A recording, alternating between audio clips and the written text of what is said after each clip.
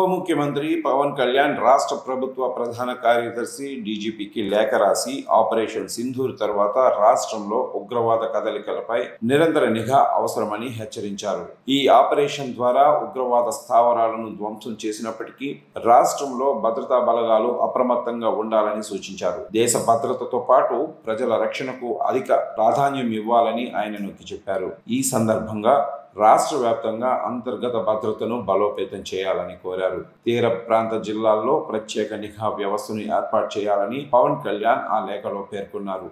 ఈ ప్రాంతాలు ఉగ్రవాద కార్యకలాపాలకు అనువైనవని, అందుకే అధిక జాగ్రత్త అవసరమని తెలిపారు. రోహింగ్యాలు, ఉగ్రవాద సానుభూతి పరులు, స్లీపర్ సెల్స్ వంటి వారిపై ప్రత్యేక దృష్టి సారించాలని సూచించారు. ఈ వ్యక్తులు రాష్ట్ర భద్రతకు సవాలుగా మారవచ్చని ఆయన ఆందోళన వ్యక్తం చేశారు.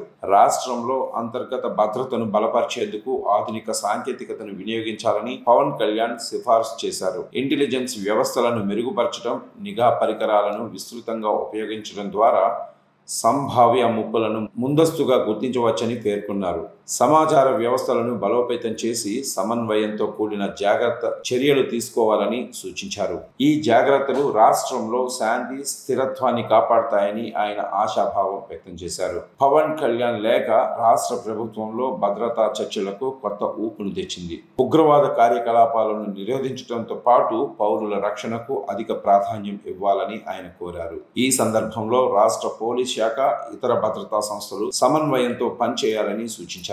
ఈ చర్యలు రాష్ట్రంలో భద్రతా వాతావరణాన్ని మెరుగుపరుస్తాయని విశ్లేషకులు భావిస్తున్నారు.